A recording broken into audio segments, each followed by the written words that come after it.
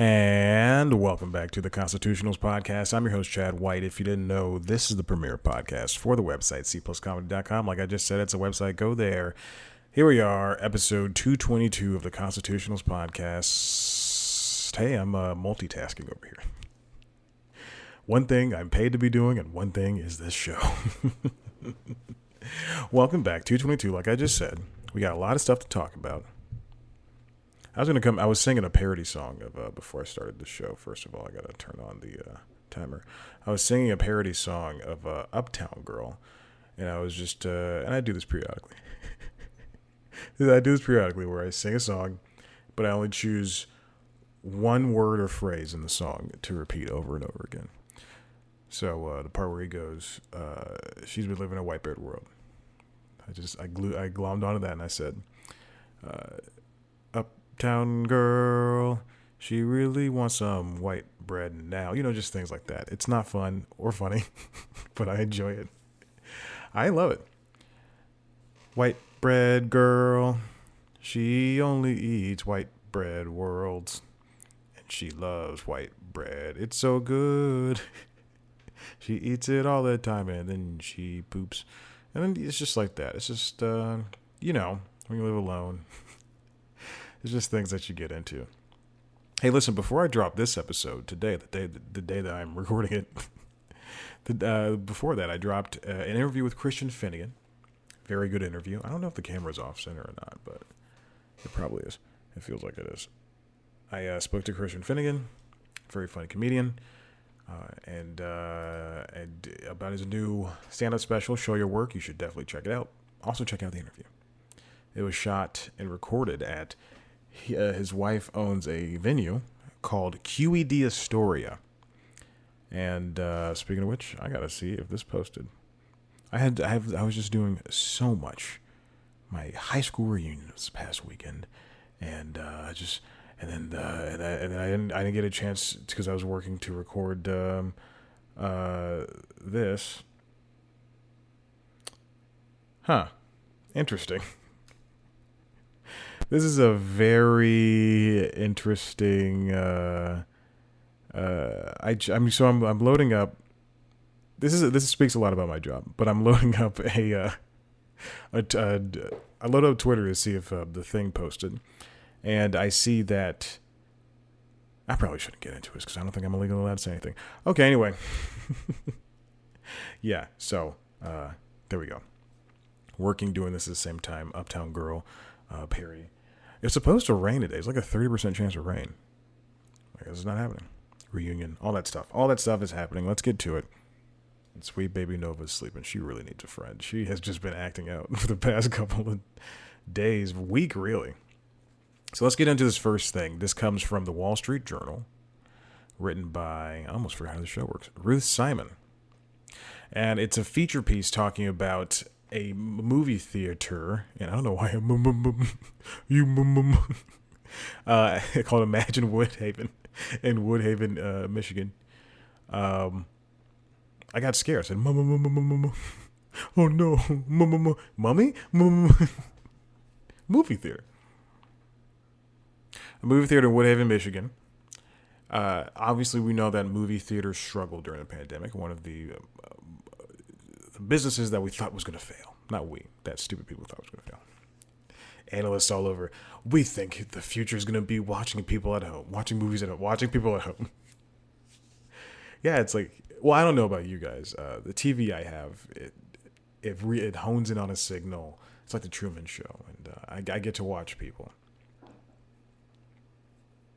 Anyway, so for $20 during the week, between $20 and $25 on the weekend, you get to watch, on weekend and evenings and other peak times, you get to watch a movie, but also get a wristband entitling you to unlimited popcorn, pizza, chicken tenders, soda, candy, or another special. That sounds like a good deal. Or you can just buy a regular ticket for, $12 to $18 or however much that they charge for that. It says 12 here, but I doubt that they would have unlimited food for 20 up to 25, and then you have to spend 12. You can spend $12 less than that. And I saw this piece. I read the entire thing. this, like the moment I saw it was posted, and I thought it's a very good idea. But the owner proprietor of the business, John Goldstein, discussed the ups and downs of doing something like that, and it did not play well for them on Labor Day weekend. The 1,500 tickets sold were half of Mr. Goldstein's target, and he said the theater lost roughly $15,000 a week since opening in July. So starting Friday, instead of bundling the ticket and concessions, he's revising his plan so that he will sell movie tickets and concessions separately. The theater will offer an all-inclusive concession package of $12 for adults and $9 for children, while selling popcorn and soda a la carte. Movie tickets will be $5 to $10 for adults, and there's no way around it. There's the only way these theaters can make money is by selling concessions and hiking up the price. That's why you have a small bag of popcorn for $8, or a large tub. Is that what they call it? Tub of popcorn. It sounds like someone is dragging. No, it sounds like someone's dribbling a basketball as they walk down the highway here. What's it called? Hallway. Because if you don't know, movie studios, they charge a butt ton, up to 60% for ticket sale revenue.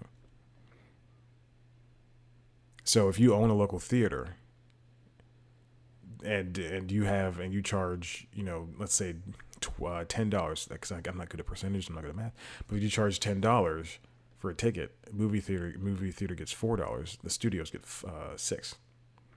So you're losing money. So you have to make that back end up.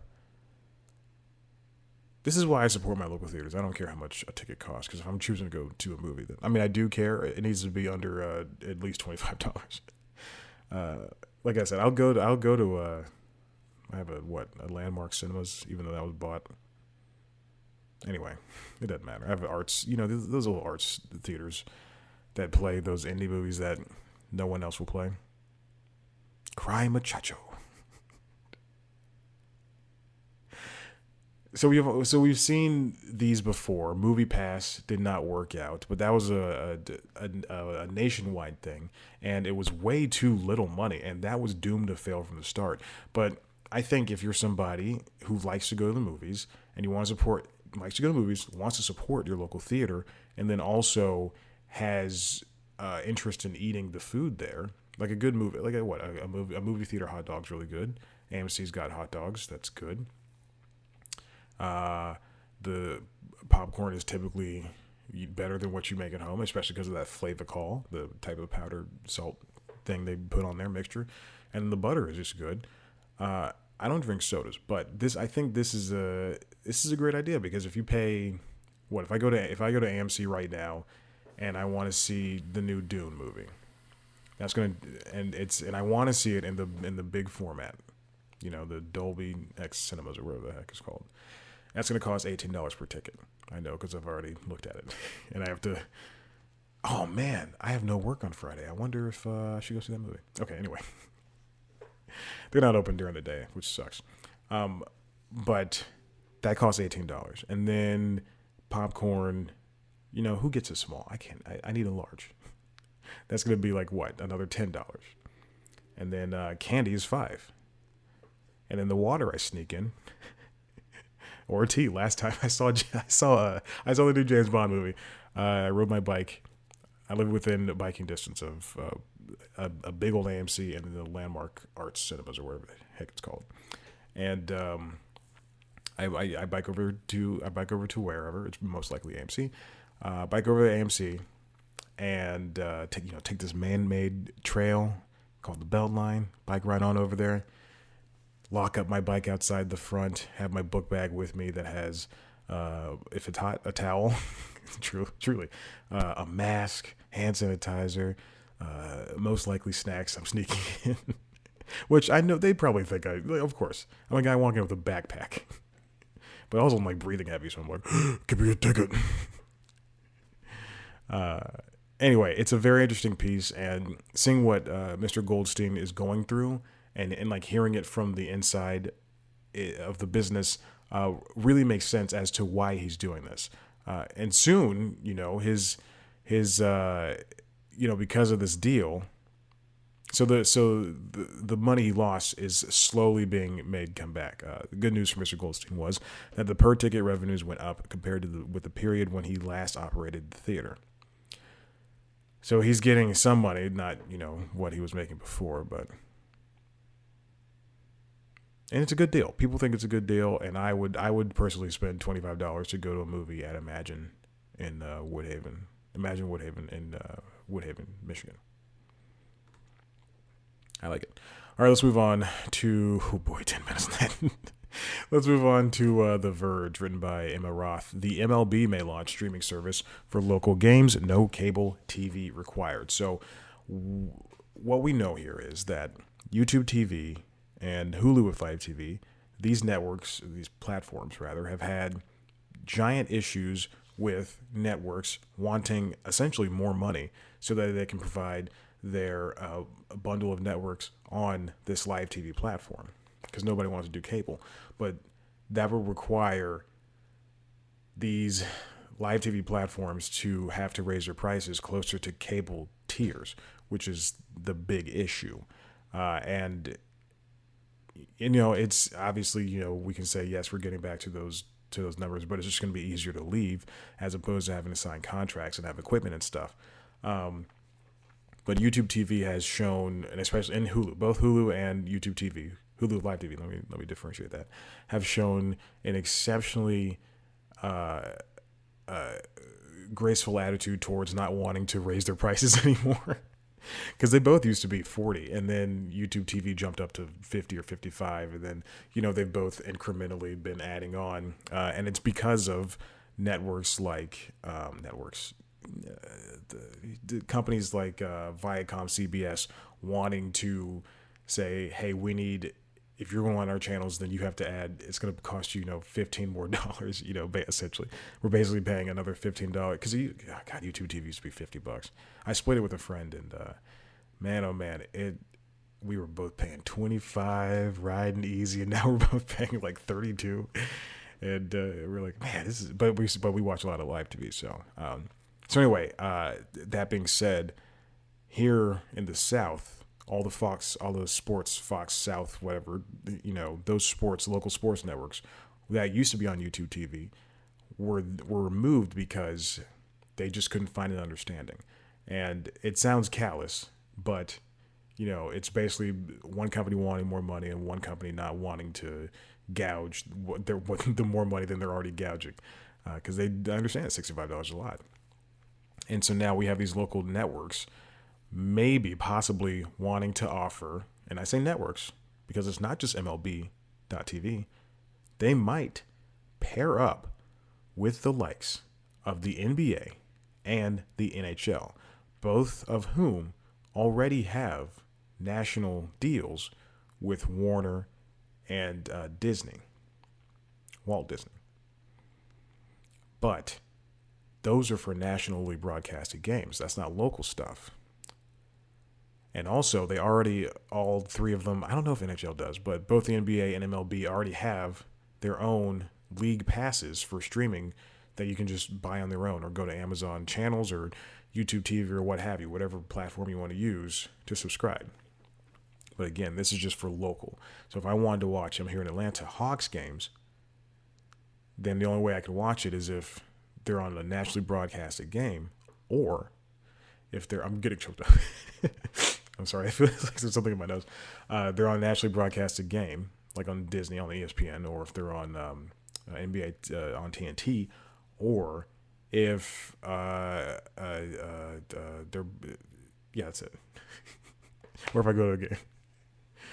And if I didn't have YouTube TV, then watch it on Fox Sports on whatever platform that they're available on. So this new service could cost between $10 to $20 per month. It would be nice to have. It'd be a cool thing to have. But it's just this is just another supplement to MLB.TV, for instance, or NBA League Pass. It's going to launch as early as 2023, and that's truly all we have. But this is right now a theoretical idea. that the MLB.TV is working on reportedly. Let's move on to this next thing. Speaking of sports, this comes from The Spun by Sports Illustrated. Matt Aldillet report Disney considering spinning off ESPN. So we've already seen a spinoff this year. It's Warner Media is being spun off by AT&T to merge with Discovery. These are reports cited from Puck News on Friday afternoon. Disney considering a, quote, strategic rationale for spinning off ESPN. I'll read you the tweet here. That's from two sources with the knowledge. This is the tweet from Dylan Byers. Quote, there are now conversations happening regularly at Disney about whether or not to spin off ESPN. Bob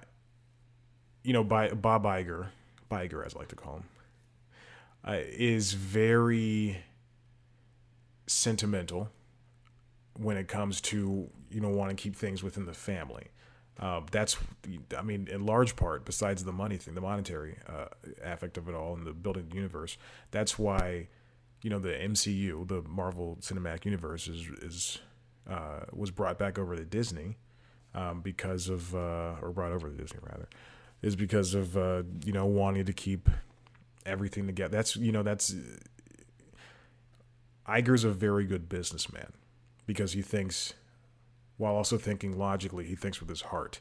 And, as we get deeper into the Chapek dynasty, I think, I'm thinking more of along the lines of, man, I think Bob Iger, I'm getting kind of reminiscent of Bob Iger because he was very good at what he did. And that's also because he relied on people that are also good at what they do. Kevin Feige, the people that run the networks, so bringing in new blood, young blood too, a lot of the time. So, but when it comes to Bob Chapek, he's a really there's no sentimentality about him. He's just like, let's do this for the money, because when he came from the business world, especially came from the business side of Disney, which is the parks, which there is no place, there's no space for imagination. Oddly enough, because when you're at Disney, when you're at Disney parks, you gotta stay in character. Things have to be a certain way, and it's like this family aspect, like this family business aspect, versus over at Disney proper with the movies and the TV show, Disney Creative, as I'd probably like to call it. There's a little bit more wiggle room to play and everything, but for the day to day at a theme park, you got to make that money, that shmoney, as the people say. And so, from Chapek's eyes, and I don't know if this makes sense, but that's it makes sense for him to spin off ESPN into a different type of company, I guess. I don't know. I'm going to quote this piece. That logic stems from the belief that ESPN, who is currently locked into several long-term TV deals, will have a tougher time transitioning into the streaming world than some of Disney's other partners, like ABC, FX, Nat Geo. And when I read this initially, I thought that does make sense. But as you think about it more, you look at ESPN Plus. I don't know if there was red tape trying to bring it over to Hulu, because you can subscribe to, or you can watch ESPN Plus content via Hulu. Yeah, I said that word. The worst cuss word you could say. Whereas before you could only watch it either via the TV app or via the phone or mobile app, and that was just a hassle to do. But as I'm further removed from it, we already had what's the live thing, the live aspect. Yeah, obviously streaming live sports is a contractual nightmare, but going further into reruns or dealing with the video on demand aspect, like the 30 for 30s, or I was going to say the Be Water documentary, but that is 30 for 30. The 30 for 30s or Peyton's thing or Kobe's show. That should be treated like any other show, or any other property, I guess, any other project. It just doesn't make sense that, I know the streaming a live sport sports thing like Monday Night Football, you know, can cost you money or can earn you money, but or you lose money by not airing it. But it's, you know, people are going to find a way to watch that regardless. And just because it's like, even if it's on ABC, you know, you're still going to get the viewers versus, you know, if it's on, or if it's on ESPN, you're still, and someone subscribed via cable, you're still going to get the numbers regardless. You know, if I watch it on YouTube TV, which I would never watch a college sporting thing, they're kids. They need to go to college and learn. So how many of them, you know, whatever. Anyway, but if I'm going to watch the Rose Bowl, I'm still going to watch it on YouTube TV. You're still going to get the viewer. You're still going to get the money. I'm still going to see the ads. You're going to get the ad dollars. It doesn't make sense to me. All right, let's move on. This next one, speaking of spinoffs, comes from Alex Sherman over at CNBC. Some top Warner Media execs never liked the name HBO Max. The Discovery deal will give them a chance to change it. The key points, and I love that CNBC does this because I don't have to go down. CEO Jason Kilar and a bunch of others never liked HBO Max. Now, I think the name is good. I think it has the HBO moniker. It's not Plus. It's different. There's, you know, how many pluses are there? Apple TV Plus, Paramount Plus. Like, I mean, I named two. But I like the idea that it sits in a world of its own. What are they going to call it? HBO streaming or something? I don't know. I'm probably going to say that. AT&T CEO John Stankey and then Warner Media chairman Bob Greenblatt, who I believe was over at NBC prior to this, named the service HBO Max to highlight the product's premium HBO content, but the service has a lot more non-HBO content than it did, such as shows like Person of Interest, which I believe has been sitting on my list since day one, and other things like Happy Endings, I believe, is on there as well. I might be wrong. It's on Hulu and Netflix now. Also, I own 3 versions of the entire series. That is not a joke. I own digital, DVD, Blu-ray. Merging with Discovery will probably change the name. And then we know at some point, next year, early next year, they're going to be dropping the HBO Max app and releasing a new version of it. And then obviously we're going to see at some point a mix of well, not a mix, but maybe a bundle of Discovery Plus and HBO Max. Do you remember when HBO Go was a thing and HBO Now was a thing? HBO Go was the cable login streaming for the cable, and then HBO Now was just the regular HBO subscription. And then HBO Max came out, and then they were like, if you have HBO Go, you can use HBO Max. If you have HBO Now, you'll soon use HBO Max, but not yet. You have to wait. Oh my gosh. I mean, I don't know where the names could go. I think Max is fine. Just nothing is perfect. It's Apple TV Plus. That's stupid. I like some of the shows they have on there. All 6 of them. I like 2 of the 6. No, they should keep a limited amount of shows. You know, I'll go off on a little tangent right here. I don't know if Apple TV Plus is going to be what they need it to be.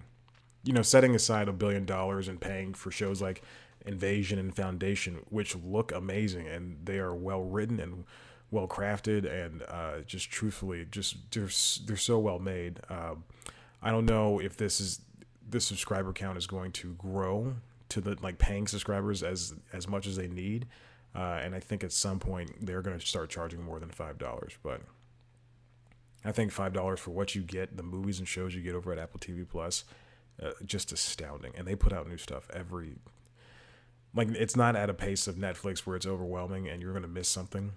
And I think it's more like akin to how Disney does it. Disney Plus does a really good job of putting things out on a weekly basis, and it's not too much. I think weekly is the way to go. That's how, Only Murders in the Building on Hulu. Man, that was a good show to, I don't know what days it came out because I usually watch it 3 days later, but or sometimes not at all. But it was very fun to load up the app and go and see that splash page with Only Murders in the Building. That's why I think Hulu does it right. Still my favorite, even though they move my stuff. This next one comes from Variety, written by Todd Spangler. Spotify opens video podcasts to all creators on, quote, a rolling basis. So Spotify has been doing this push for podcasting for the past couple of years. They've gotten Joe Rogan, who has video podcasts. They've gotten Armchair Expert with Dax Shepard and his second wife / assistant. I don't listen to this show, and I don't know why I had to throw a little stab at him. And I do feel bad because I do like Dax. I'm not a fan of the show. Not a fan of many podcasts anymore. It just dropped off after it got popular. And then they bought Gimlet, and so video podcasting has been a very big part of podcasting for the past maybe 5 years. If podcasting has been popular since 2000, or not popular. Excuse me. Podcasting has been around since like 2006 with Never Not Funny and the shows that came like that with it. And then in 2000, when did Serial? I was going to call it Murder. When Serial came out in 2012 or 13, something like that, let's say, I'd say videos started getting popular a little bit after that. I don't know why I'm moving my head like Stevie Wonder, but watch the video. Speaking of which, I'm doing video. I do video as well. And so now, I think really the only big video podcast was Joe Rogan, or is Joe Rogan rather. And then, moving him from YouTube and like having him be an exclusive podcast it is getting dark outside. It has gone, my screen has gone from bright to dark, or light behind me. So having him go from, I don't know if his YouTube channel still posts video links. I think they do, maybe. And I don't know if you can. You could probably watch. I'm not going to check, but you could probably watch videos of Joe Rogan's show on Spotify. So they're slowly opening this up to everybody else.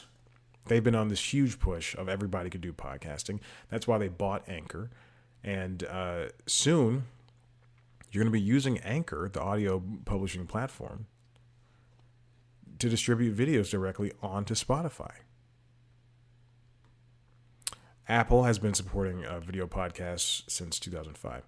I think, I subscribe. I have Never Not Funny, and I subscribe to another show called The Teacher's Lounge, and both of which I paid for. And I never find myself wanting to just watch the videos, which the only time I watch the videos is if I have this like specific need, but the option is there, and that's good, and that's the point.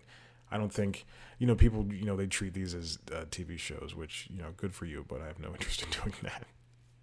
I don't want to, because it's a lot of space on your phone. Like 500 megabytes, come on. You know how many playlists I could have in that span? I don't know.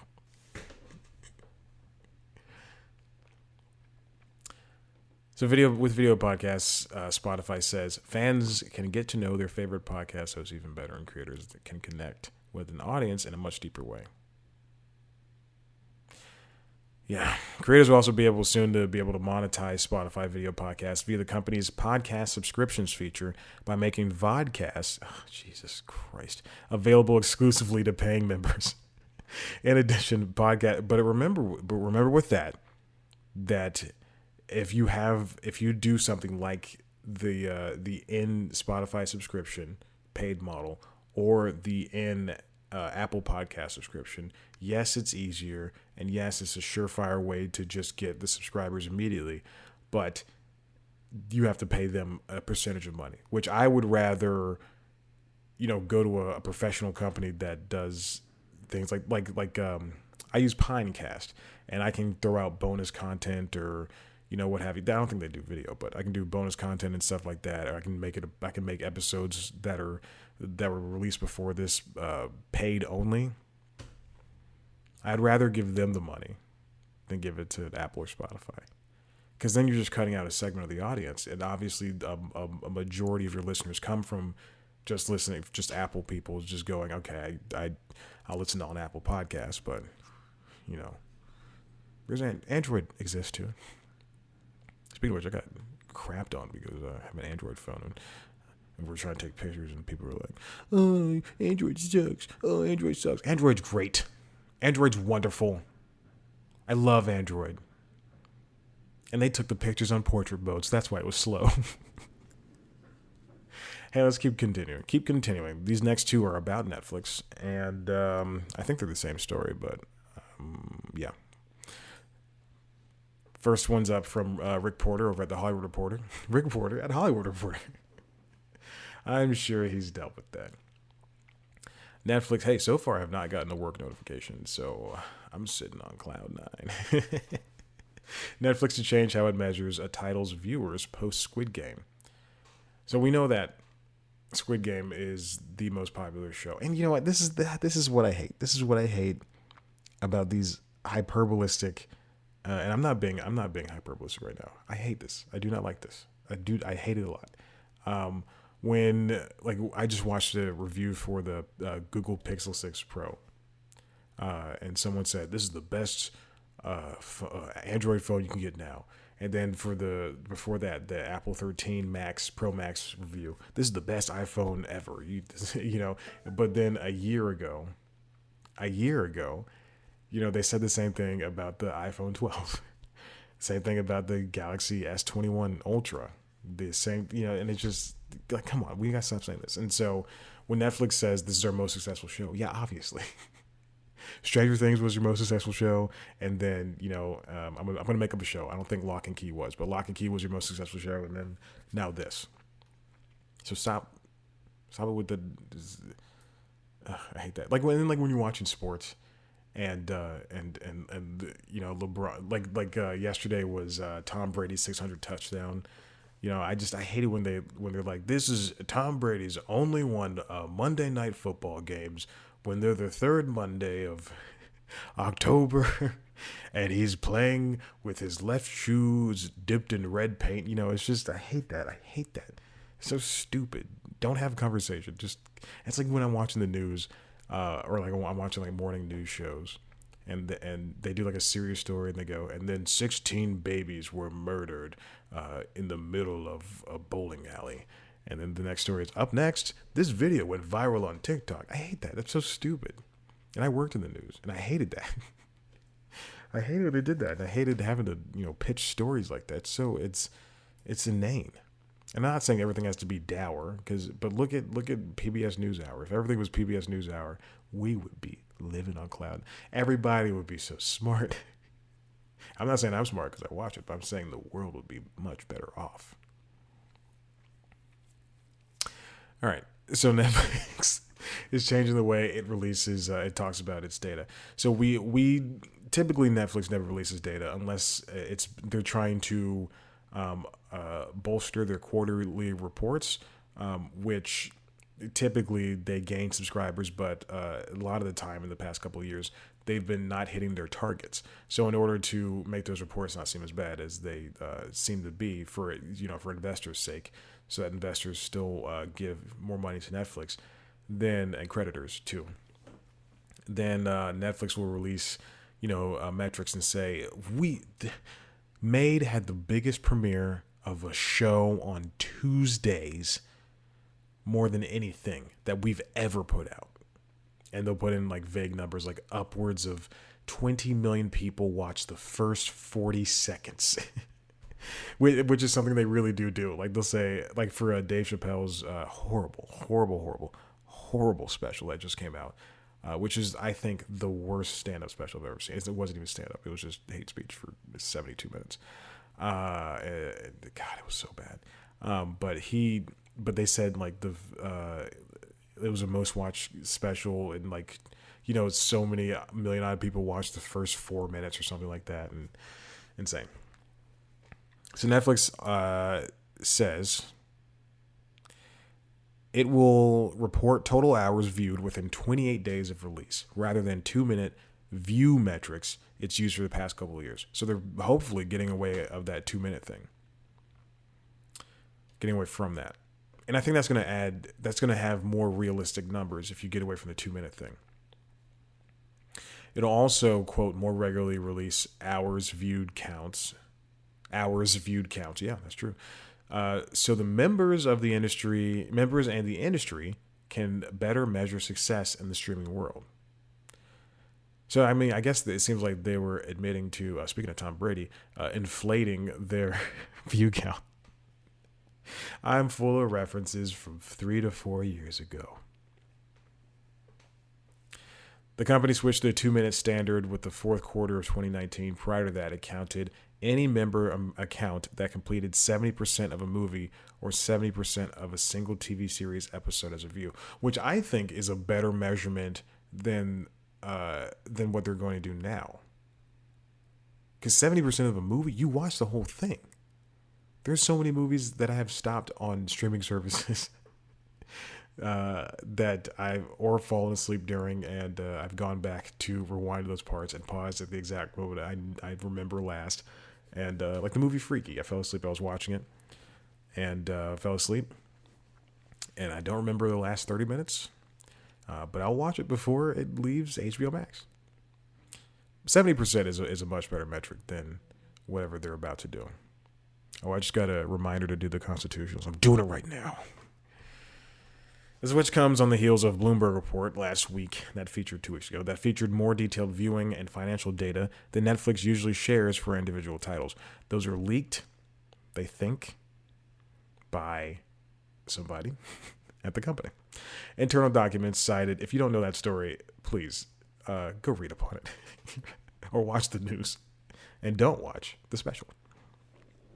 Internal documents cited in the story say Squid Game could create nearly $900 million in value for the company despite costing only $21.4 million to produce, and that 2/3 of the Netflix users who started the series finished it within 23 days. Netflix says the series racked up 142 million views over the first 28 days of release. See, that's so good. Like that sounds more complete than saying 200 million of our subscribers watched the first 3 minutes of 2 episodes, smashing all previous records at the streamer. The previous high for any title was 99 million for the Chris Hemsworth action movie Extraction. Among series, it was 82 million for Bridgerton.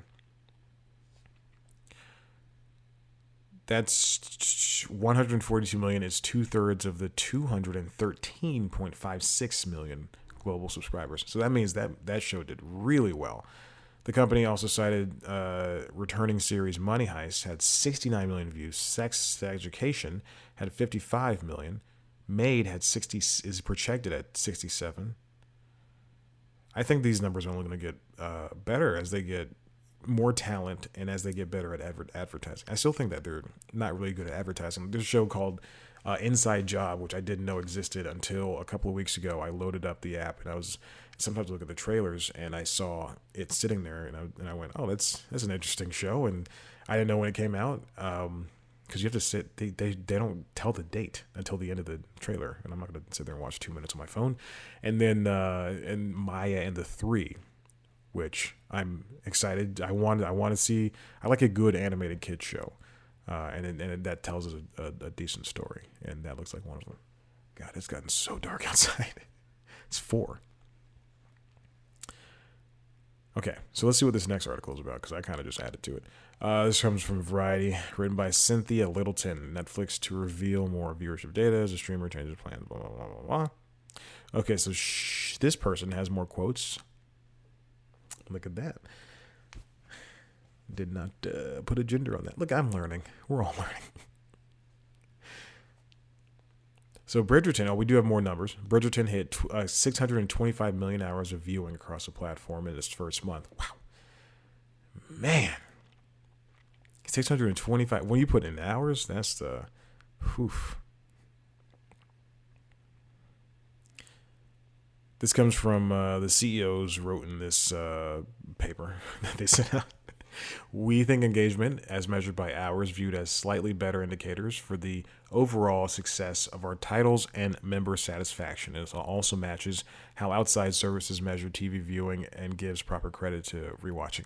That is, yes, proper credit to rewatching is very important. And also considering what people say on Twitter and Instagram and like on social media in general when they use hashtags and stuff like that. It makes sense that they're going for the hours thing. Because Nielsen, as we have been talking about, and as I'm gearing up for the final story of this year's News Time, uh, it's about Nielsen ratings and how everybody just kind of all the networks and studios just want to leave that system or start another system. And we've got companies like Viacom, CBS about to jump in on different companies because Nielsen is much harder to track. The letter cited Nielsen's estimate that Netflix accounted for about 6% of total TV watching time in the U.S. in September, compared to 6% for YouTube, 3% for Hulu, 1% for Disney Plus, and 9% for a group dubbed, quote, other streaming. That is the title of this episode. Other streaming. That's so disrespectful. I like it when Xbox or PlayStation will release the PS5, and then Microsoft will send out a tweet via Xbox. Congratulations, PlayStation, on on releasing PS5. We hope we hope you're doing well or something like that. Just like some toxic relationship stuff. Same thing. They'll do the same thing for Nintendo. Nintendo will do the same thing for Microsoft. Don't think Sony does it for Xbox or PlayStation does it for Xbox. But I like it. Everybody offers different things. Look, I watch 3 to 4 shows on or reluctantly one on Apple TV Plus. The reluctant one is Central Park. It's not good. It's not. But Foundation, I have an Invasion up in the hopper, and then obviously Ted Lasso. I was gonna say Jed something. I was going to say Ted Lasso. I forgot his name for a second, which I still have not finished. Who cares? No, there's other streaming to watch. Other streaming so disrespectful. But I believe it was Keelar or Stanky or somebody. I think it was somebody who works at HBO Max, one of the big wigs, that said, we want to be supplemental to Netflix. We're not looking to beat them. But that was when HBO Max launched. I don't think they're thinking that way now. We don't. Anyway, there's different shows. Apple TV Plus offers something more grandiose and broad than what Hulu offers, and Disney offers a lot more child-centric stuff than what I don't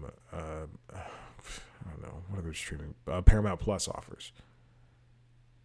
So whatever.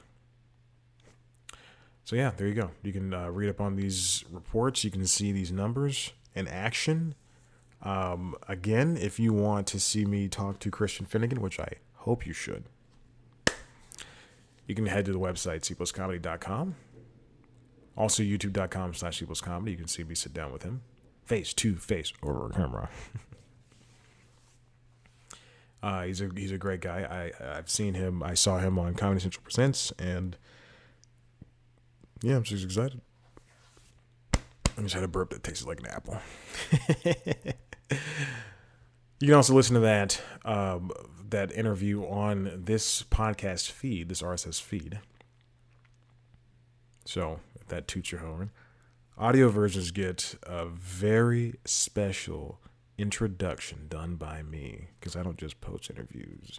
I lead up to them. I make them a whole experience, baby. And what else? YouTube.com/cpluscomedy to see a video version of the show. Because who wouldn't? Who wouldn't want to see me sitting in a Hawaiian shirt? One ear ready to see what's going on my laptop. And I know what I just said. My ear is seeing what's going on the laptop. I just want to hear notifications. Also on youtube.com/cpluscomedy, you can see a video show called News Time, which is a weekly news series where I take a story and I run with it, baby. What was the last episode I did? Something. Oh, it was NHL. NHL is on TV. They have a new contract with TNT, with Warner rather, and with Disney. Instead of they were typically with NBC for 14 years, for a couple of years. So about almost 2 decades, sounds like. But now they're back with Disney, and Warner has joined in, and they're going to be able to see. Speaking of sports streaming on ESPN Plus. You're going to be, you're going to be able to see NHL games streaming on ESPN Plus. Soon enough, HBO Max, as well as NBA on TNT, NHL on TNT, and on ESPN and ABC. So there you go. Twitter, Instagram at Seebles Comedy. Me on Twitter and Instagram at Chad Black and White. Like us on Facebook. Rate, review, subscribe. Tell your friends about this show. Thank you so much for listening. I was about to press stop recording. But now I'll just play the outro. Goodbye.